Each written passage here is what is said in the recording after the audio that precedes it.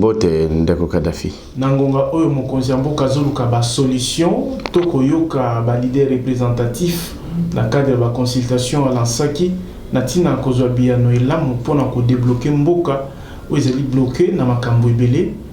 UDPS parti ya mokonzi mboka na nzela ya bakambi bakomi kobimisa ba propos incendiaires ndeko Georges Kapiamba a aussi même condamné yango le fait ya koyoka monoko ya secrétaire général Augustin Kabuya makambo lobaki na matinée politique ayebaki na ko animer.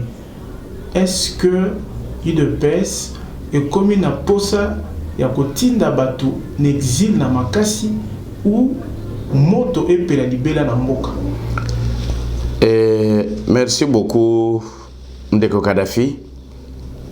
Na laki na matinée wana te na yebite propos incendiaire oyo secrétaire général na biso à alobaka, mais je connais quand même Augustin Kabuya de nature, et des fois na Congo tozana habitude il y a qu'on confondre vérité na propos incendiaire to na ba injure ndeko na ngai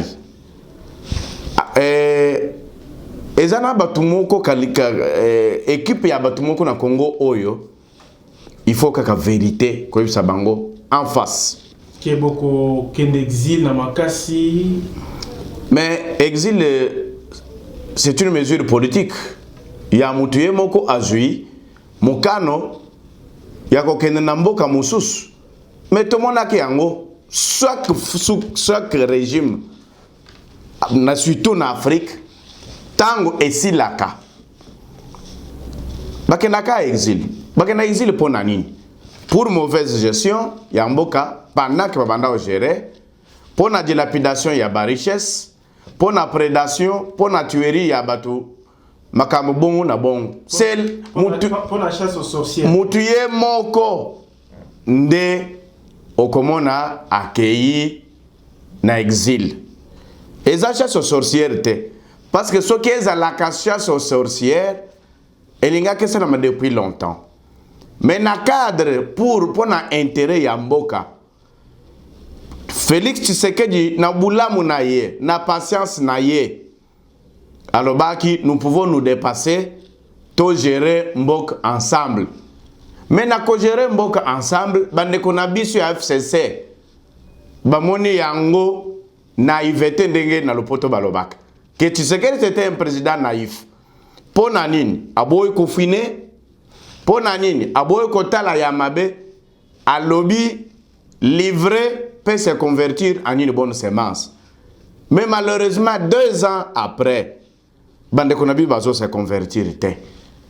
Mais tango bango bazo tambola ba bloc oyo ndeko Kabila bazo bozo yo kake.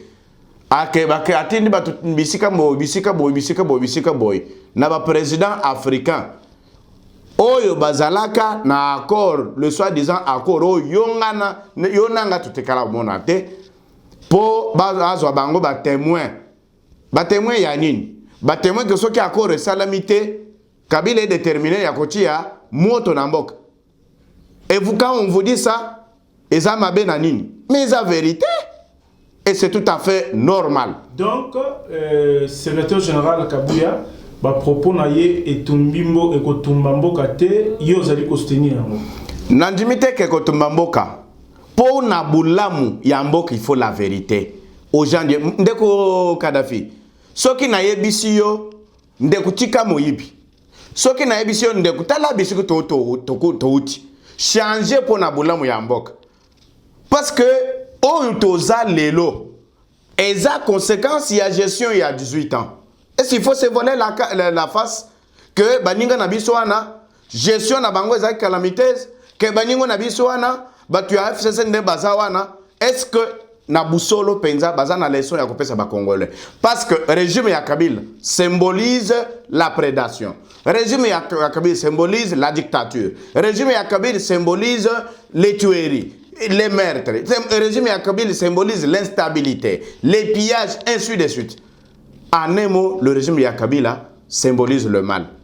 Mais tu vas dire que tu vas dire nyoswana ekitana mai. Tozabi sono subana mbok. Oh, basi bazui, bazwa. Toke n'est pas toujours en paille. Kabila est venu dans son pays à milliardaire. Mais non. Ce qui n'a pas vu les lois à milliardaire, les souvenirs n'a sali. Mais tu as un milliard et van. Mais tu as un millionnaire, un milliardaire.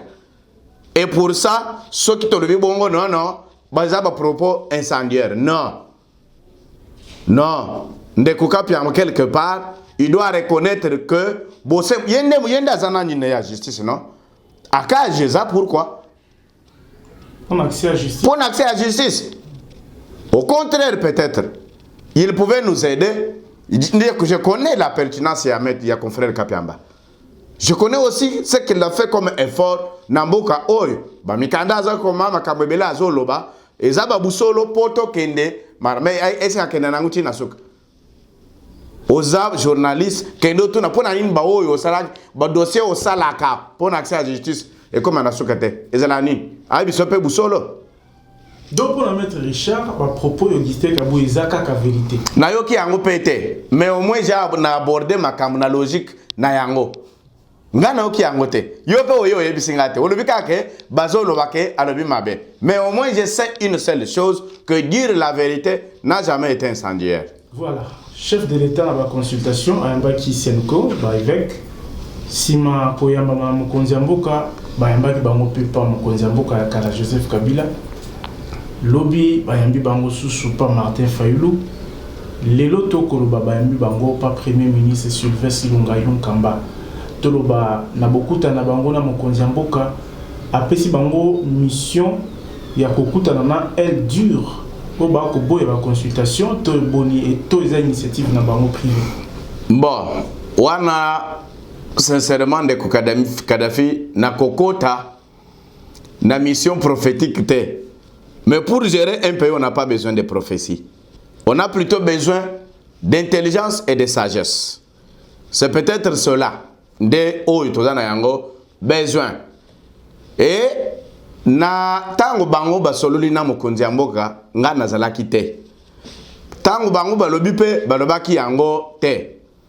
Na monika mémo ya ba évêque que je saluais parce que le mémo au moins salue Ezo pesa makasi na kwa consultation ya chef de l'État.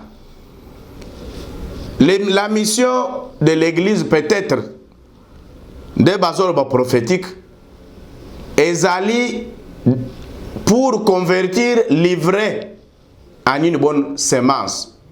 Pour que semence soit et porter des fruits et des fruits qui demeurent. C'est cela, c'est que la mission de l'Église, la transformation spirituelle de l'homme pour amona nzambe mukolo akoya to mukolo ya liwa. Ça veut dire désorienter. Mutu oyo a choisir mutu oyo a choisir l'enfer. Pour balakse l'enfer ezama avec una moto ezali azonga na purgatoire. Je pense que c'est ça la mission de l'Église. Mais aujourd'hui, d'un côté le chef de l'État consulte. D'un côté tata ya église Senko bazo tambola par-ci par-là ngane bi mission na bangote. Mais je sais seulement que nous avons des jurisprudences pas trop bonnes chaque fois que bande konabiso ya église catholique bazwa kamukano ya kovandisa masolo. Ba négociation na bango nyoso ça n'a jamais abouti à quelque chose. Je prends l'histoire, personne ne me contredira. Nandenge tosalaka basalaka conférence nationale souveraine, conduite par son éminence, le cardinal Mosengo. Toyebisu Kanayango, Tshisekedi a eu trop de mal pour être premier ministre jusqu'à ce que Kabila Père est entré. C'était, nous avons, c'était sous le leadership de l'Église catholique. Il n'y a pas longtemps, Tozalaki na accord ya Saint-Sylvestre. Et puis ça qui bisonine. Et puis ça biso le côté. Ba elle dure ezala kakak. Parce que c'était prévu et tout, et tout, et tout. Basangisi ba oi, basangisi ba oi. Mais à un certain moment, tu vas au Cabona les sous. Et d'ailleurs, c'est après ces histoires-là que opposition et pendant qu'il les sous collègues. Donc, aux hommes, on a démarche wana. Je trouve que démarche wana, sans présomption de connaître Yakoyeba, ni réellement Ezanakati, sauf si c'est pour annoncer l'évangile, je salue. Mais si c'est Kokota, Naba Sou, Naba Kuba, la crise politique. Oui, mais la crise politique, à moins que le chef de l'État appelle Sabango Ndingisa, to appelle Sabango autorisation, appelle Sabango, pour Nabao Wana, je vous envoie. En tant que passage Yambo, je vous envoie, d'accord. Mais ceux qui pour aller encore analyser Makambo Moussousou, parallèlement avec le chef de l'État, Nazo Mona Yango, Eza Penza Kopa Biente. Et Amabe, et risqué. Et même Biso Nanzela Moussousou que, Oyo Mukundi Amboka, assis à même Biso pour na union sacrée. Pour na Mboka na Biso. Je trouve que l'avenir à Congo est malam. Naza positiviste, naza optimiste, avenir à Congo est malam. Et soyez-en sûr, la rupture d'un système, tosali na yo makambo ebele na bitando na yo. Tolobeli makambo angu depuis longtemps, avenir ya mboka est malam. Mais seulement ce n'est que normal que dans un champ, nazo répété yango, bisika ivre na semence ya malamu ezali, ezalaka bongo. Ivre azalaka na tendance ya komata la semence ya malamu po écolater. Et c'est tout à fait normal. Mais mukolo bilangetango ayaka alongola kango alongoli atombi. Et au moins que après seulement opération ya balongoli ivre, au moins que semence ya malamu e bandi kokola tina récolte. Et c'est ça le Congo. La secte ya Kingakati, batikala osala au moins boula mwambokate. Dites-moi, il n'y a personne jusqu'aujourd'hui qui me dit, tu sais qu'il y a bengi consultation. Le chef de l'État a bengi batuto qui na consultation. To retracer chemin ya sikapo na mboka na biso. Mabe asa les années parce que na consultation baboyi mutute. Tout le monde doit être appelé. Mais objectif faisait à qualifier Parlement. Même s'il faut. Alors que Bozagi n'a boyo kanina majorité. Mais effectivement, majorité wana o bozo yoka majorité. Eza kaka FCC te. Banani bazana majorité. Majorité eza FCC cache. Coalition wana, c'est ça la majorité. OK? Mais ceux qui le balobi non tu sais que dia lobi te. Majorité obino bo pesinga na mona en clarté. 2 ans après, rien ne marche. Tout requalifié. Encore que cette majorité n'a jamais été identifiée. Ça n'a jamais été identifié. Et aujourd'hui, ceux qui se disent le chef de l'État, non, n'a moni que tozo tambra malamote. Tout requalifié, majorité wana na batu oyo baza prêt pour soutenir de bonnes actions.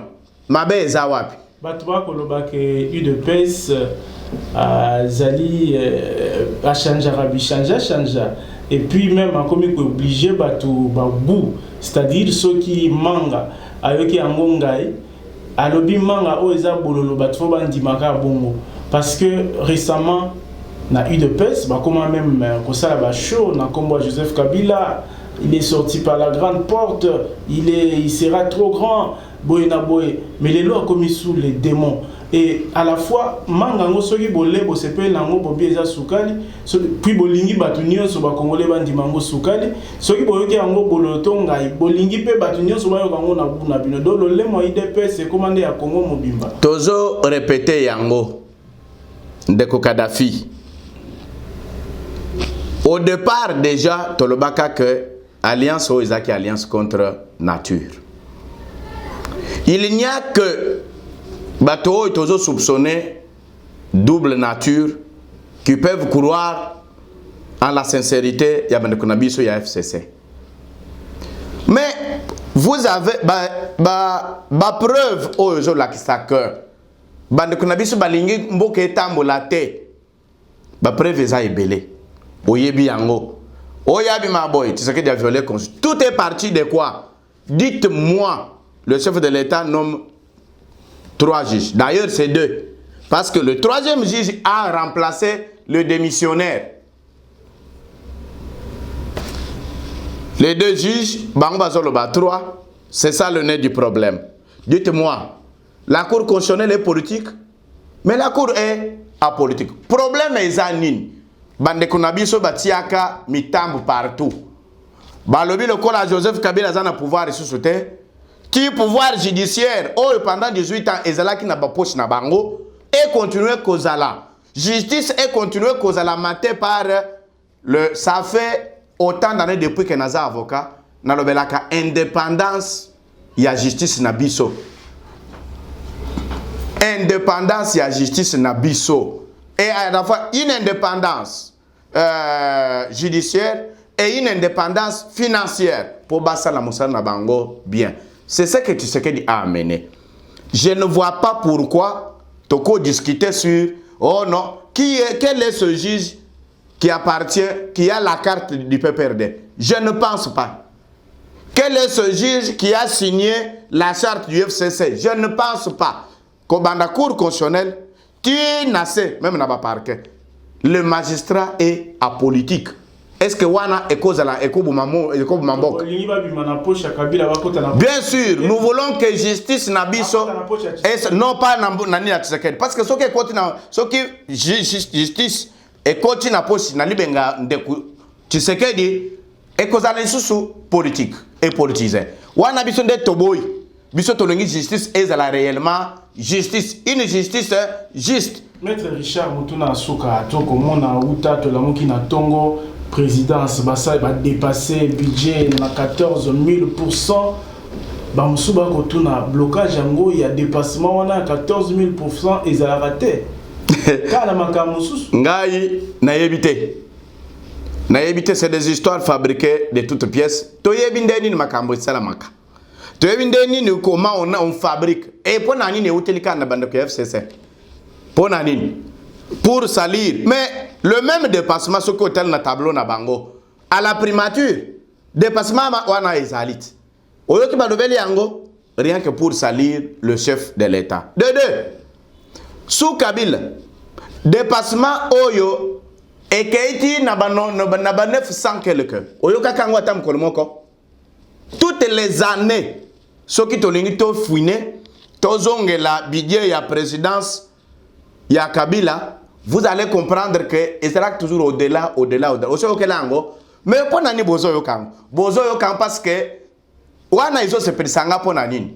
Eza signe ya changement parce que eza biloko to banda obi matin, eza biloko to banda yokango te.